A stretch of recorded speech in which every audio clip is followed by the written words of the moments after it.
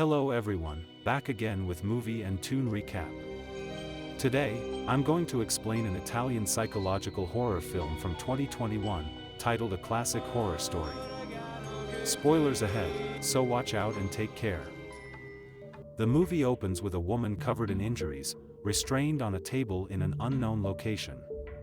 Suddenly, a masked individual holding a sledgehammer walks into the room and then, this happens.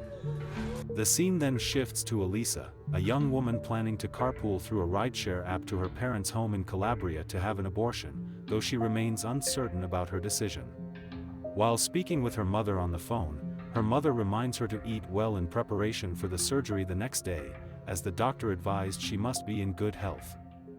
When the RV arrives, Elisa boards the vehicle driven by travel blogger Fabrizio. Also on board are Riccardo, a doctor visiting his family, and a couple, Sofia and Mark, who are traveling to a wedding. Among the group, Mark is the only native English speaker, and as the journey continues, the RV drives deeper into the forest. The group shares some beer, and although Elisa initially refuses when Mark offers her one, she eventually drinks after he persistently insists she have at least a little. During their trip, they pass a billboard displaying a family whose eyes and mouths have been blackened by graffiti, which startles Elisa. Later, Mark sits near Fabrizio, learning some Italian from him, while Fabrizio reads a newspaper showing a report about a missing mother and daughter. Moments later, Elisa begins to feel nauseous, prompting Fabrizio to stop the RV so she can step out and vomit. Riccardo also steps outside to call his partner, expressing frustration that she hasn't been answering his calls. Their conversation reveals tension and a misunderstanding between them, with Riccardo pleading for another chance to resolve their issues. Meanwhile, Mark takes over the driver's seat, insisting that he drives better when he's been drinking. Despite their hesitation, the rest of the group allows him to continue driving. That night, as the journey continues, Elisa, Sofia, and Riccardo are asleep while Mark drives, accompanied by Fabrizio, who chats with him. Fabrizio tells Mark about his ear problem, which he developed after slamming his head hard against a wall, and in return, Mark talks about a fight he had as a teenager. Their conversation is suddenly interrupted when they see a goat's corpse lying in the middle of the road. Fabrizio quickly swerves to avoid hitting it but ends up crashing the RV into a tree. The next morning, Elisa wakes up to find the group treating Mark's broken leg, with everyone else also injured from the crash. Riccardo instructs Elisa to call for an ambulance, but when she checks her phone, she realizes there's no signal. The others discover the same on their devices. To their confusion, they notice that they are no longer on the road but in a clearing surrounded by dense forest, unable to explain how they got there. Soon, they spot a rustic cabin nearby and decide to approach it, leaving the injured Mark in the RV. Sofia knocks on the door but gets no response. Peering through the window, she suggests breaking in, but Riccardo disagrees and returns to the RV to try starting it. However, the engine fails to start, likely damaged from the crash. Mark insists that the tree they hit was only a few meters from the road, but Sofia points out that there is no road in sight. They are deep in the woods. Unable to believe it, Riccardo decides to look for the road, with Fabrizio following him. Meanwhile, Elisa tries to text her mother, saying she doesn't know where they are and needs help, but her messages fail to send. Later, Sofia shows Elisa a silly dance she once did with Mark, revealing how she tries to stay cheerful even in troubling situations, perhaps as a way of coping. Meanwhile, Riccardo and Fabrizio walk through the woods searching for the road when they suddenly come across an occult altar. It's decorated with stick effigies and 5 freshly decapitated pig heads, and terrified, they quickly return to the RV. Back at the RV, Elisa notices that the front door of the nearby cabin is now open, and with Sofia now asleep, she decides to investigate alone. Inside the cabin, she finds photographs of people wearing strange animal-like masks, and suddenly, a door closes behind her, startling her. Curious, she enters the next room, where she sees lit candles on the floor and paintings of 3 monstrous figures on the wall. The rest of the group soon joins her, and Fabrizio, who seems familiar with the imagery, explains the meaning of the paintings. He tells them that they depict a tribute to the three knights of honor, Oso, Mastraso, and Carcanaso, three deities from legend.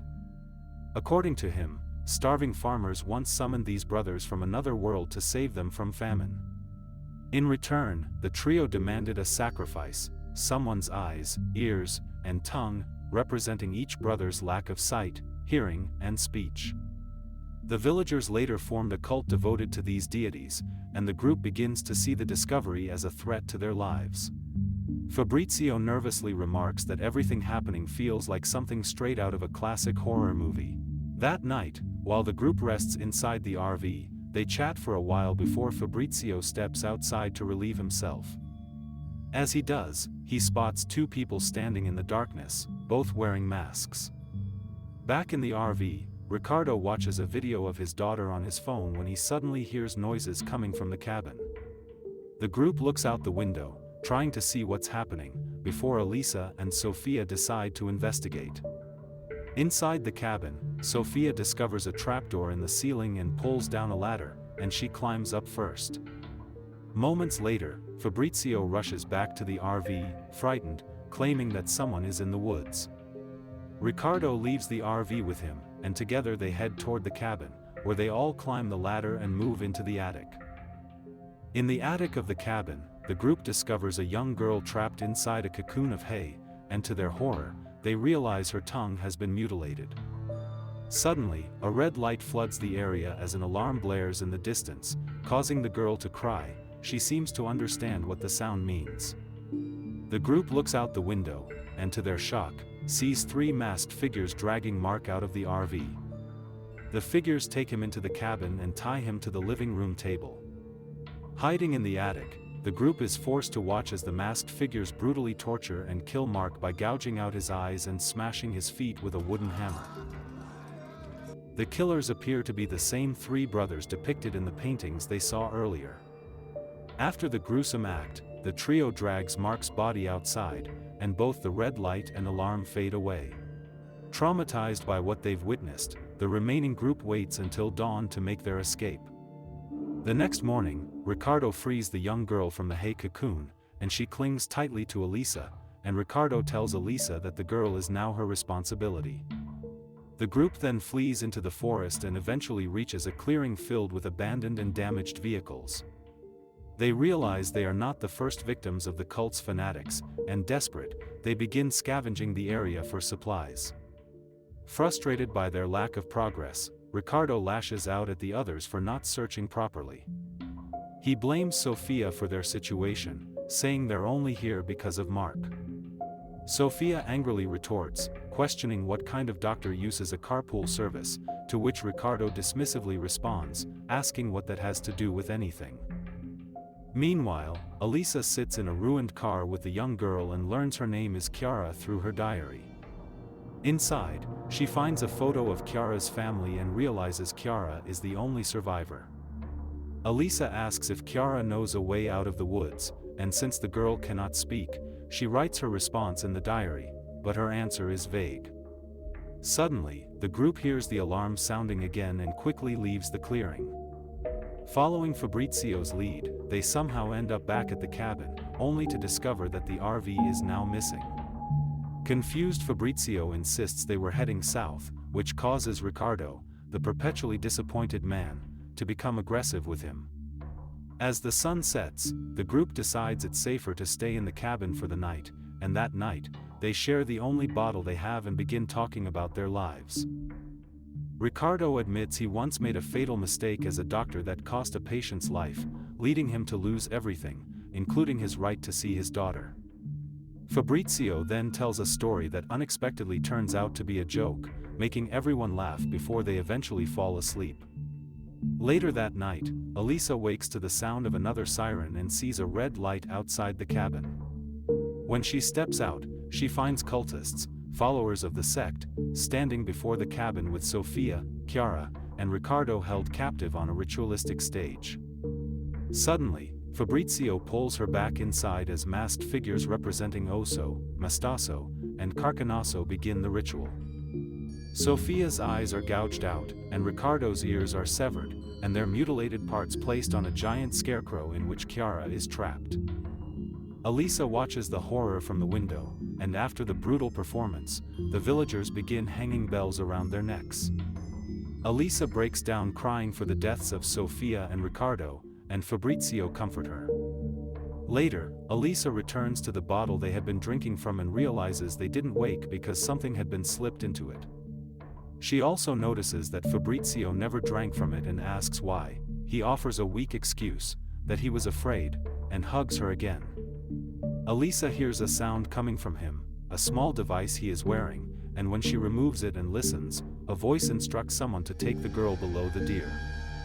When Elisa demands to know who is speaking to him, Fabrizio becomes agitated, insisting she return the device, and begins pacing and shouting. He lashes out at her verbally, accusing her of ruining everything, then orders someone to take her away, and suddenly, a masked man promptly enters the cabin and escorts her out. The next morning, Elisa wakes at the head of a long table during one of the cult's meals, her hands nailed to the armrests of a wheelchair. At the opposite end of the table she sees a woman in red, and when Elisa cries, the others mock her until the woman in red, who calls herself everyone's mother, demands they stop. The woman explains that the place is called 3 Nights Camping and is dedicated to the 3 patron saints of the mafia. She tells Elisa that she needs Elisa to die so the woman can continue to care for the villagers. A vehicle soon arrives, and the woman in red drives off with a police officer, leaving Elisa alone with the feasting farmers. One farmer wheels Elisa to the control room, where she sees several monitors displaying different areas of the property, including the woods. Fabrizio then appears on a camera, explaining that he pays tribute to the 3 founders by turning them into horror icons through the films he records. When Elisa asks where Chiara is, Fabrizio refuses to spoil the surprise, which makes Elisa laugh and insults his work as unoriginal. Fabrizio responds rudely that she will die in some loser's fake movie, and then severs the connection. Elisa pulls herself free from the nails and wanders through the camp belonging to the film's production crew, where she spots their missing RV. Inside one of the tents, she finds the masks of the 3 monsters hanging alongside movie equipment, and she realizes there were never any real monsters, only humans wearing masks. Outside one of the trailers, Elisa overhears Fabrizio speaking with Chiara, who is revealed to be alive and actually his sister, both of them part of the conspiracy. They discuss re-editing the story to fit Elisa's recent actions, and when Fabrizio suggests killing Elisa, Chiara reminds him that their mother instructed them to keep her alive for their client. It is also revealed that the local mayor, a member of the 'Ndrangheta, the regional Italian mafia, is the one financing Fabrizio's film. When Chiara exits the vehicle, Elisa, now wearing one of the cultist masks, shoots her with a shotgun, killing her instantly. Witnessing this act of revenge, Fabrizio attempts to attack Elisa, but she reloads the shotgun and shoots him in the leg. Fabrizio pleads for his life, warning that the remaining villagers will capture her and feed her to pigs. Despite his begging, Elisa shoots and kills him, recording the entire act on a portable camera. Later, while walking through the forest, Elisa encounters a young boy dressed as if he had come from the beach. When he runs, she follows and discovers an exit through a fenced area falsely marked as a restricted military zone. Covered in blood, Elisa steps out onto a beach, where nearby bathers film her on their phones as she dives into the sea. In a post-credits scene, a user on the streaming platform Bloodflix participates in a virtual chat about Fabrizio's film, which includes the final footage of Elisa killing him, and gives the movie a negative review. Okay guys, that's all the recap about a classic horror story from 2021. Thanks for watching, see you again in the next video.